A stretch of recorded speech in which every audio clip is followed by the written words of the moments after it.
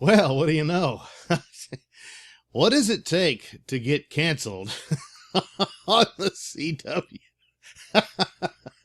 So they're not canceling anything. So that means all their superhero shows. I don't care about Riverdale. That's got nothing to do with Archie. I don't know what that is. But that and Supernatural, never watched those shows. But Batwoman, yeah, Batwoman is not getting canceled, but that's no surprise there. They'd already announced that they'd ordered a second season, so it wasn't like you were waiting around to hear, is it coming back? Even though it's really awful. I finally watched all the 8 episodes that are available currently. Everything you heard is true. It's so bad. I thought about doing a video that I was going to call it Batwoman versus the Watchmen, and the conclusion would be that Batwoman was actually better. Because it doesn't really it's not there to be anything grand or follow up some masterpiece. It doesn't destroy a masterpiece. It doesn't devastate a character. Batwoman's a bit removed from the comic book version of herself. But the stories are somewhat similar, but those business being Bruce Wayne's cousin and all that. But Watchmen, of course, was supposed to follow the Alan Moore masterpiece, and oh my god. And you don't get an excuse when you're doing something for the CW. You kind of get a pass on the stupid. And Batwoman, that's basically all it is. It's just really stupid.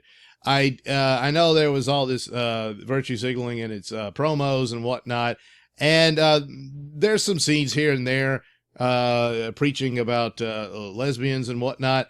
And she's going to make this gay bar. So, but she's a gay character, so it's always going to be around. But as far as preaching about it, I guess the scene in the restaurant where she's forced to leave, which is absolutely absurd. But, they threw that in there. But that's about it. The rest of it is just, it's just a really dumb show. Boy, she did this scene where she's on a motorcycle, and I could swear that helmet was going to take her head off. It was so huge. And she's this toothpick limbed woman beating up these big dudes and all that. And oh my god! And the only way to have made that work was to make her clever with weapons and gadgets and stuff, which they could have done if they were determined to have Ruby Rose do the role. But I mean, even standing next to Michelle Benoist, Melissa, the Supergirl, she's. She looks tougher than she. I mean, and then when you turn the lights on, the costume really looks bad. Some of the promo image, I thought, well, it looks pretty good. No, she doesn't fit in the costume.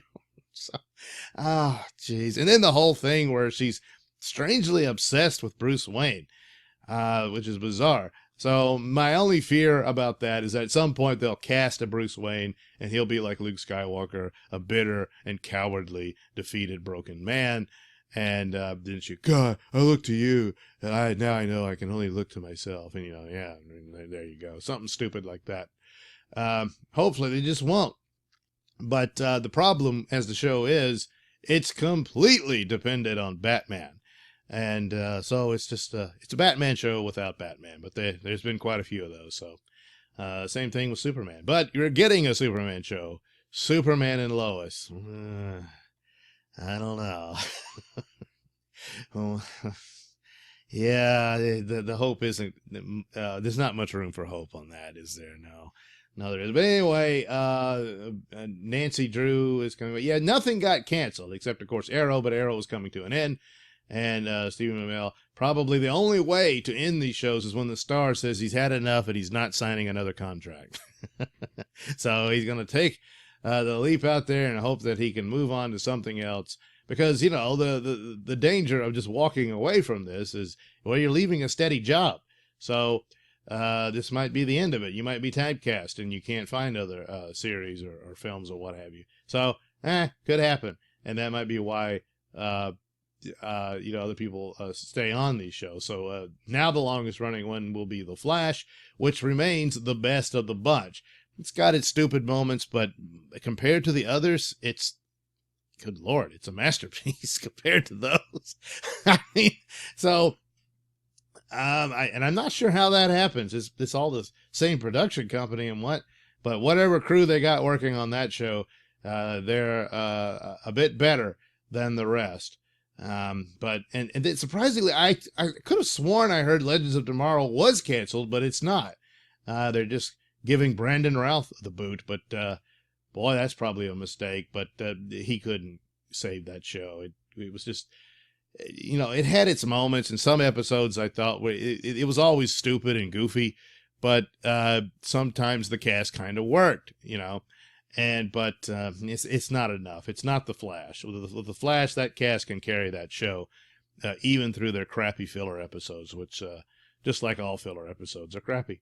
So there you go. There's a little surprise somewhat, and it continues the mystery of what exactly does it take to get canceled off of that thing. So another interesting tidbit here is their Netflix deal has expired. So new shows like Batwoman will not be appearing on there. Instead, they're saving them for their own streaming service, which will be the HBO Max, and she'll be on that. So HBO Max is, well, we got to have stuff to put on there. Yeah, I don't think Batwoman is going to be that big of a draw, but I guess it'll fill a space. You're going to need big stuff like, a certain cut of Justice League that you need to release. But anyway, so they got that going for them. And Nancy Drew, since it's co-owned or owned, I suppose, by CBS, and they're producing it for CW, will appear on CBS All Access, which suddenly, perhaps Nancy Drew is their now best show, and they should, because after what they did to Star Trek, Nancy Drew is probably pretty good. I don't know.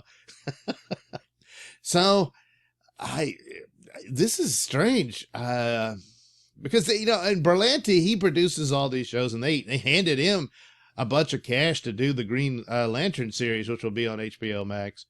So somebody really likes him, and they for CW, they figure those numbers are good enough for that little channel. So if it was in a bigger market, I guess they'd all be in trouble, but they're not. So anyway, there you go. And they got some other shows coming out. Oh, the Walker Texas Ranger reboot, and of course the Superman and Lois show.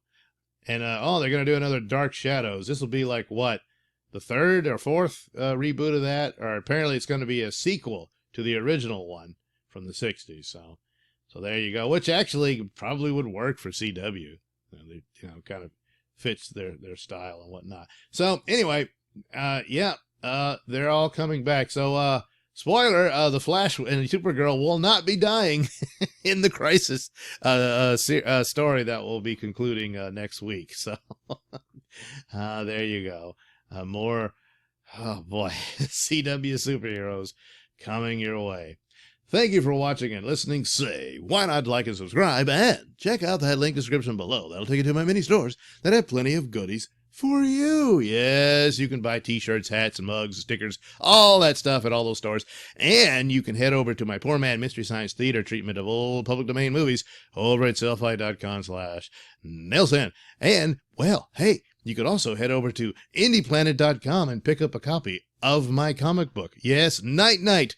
If you're familiar with my channel, and you're here, so you probably are, that I do post these audio plays, which are superhero parodies, and one of those is Night Night. Yes, it parodies a certain Caped Crusader, and now you can see Night Night in action within the Night Night comic book. So head over to Indie Planet and get your copy today. You can also check out the link description below for my podcast, Mr Nailsin Show, at radiomisfits.com, where there will be newer episodes of stories like Night Night and such. And, of course, you can also watch my videos over at BitChute.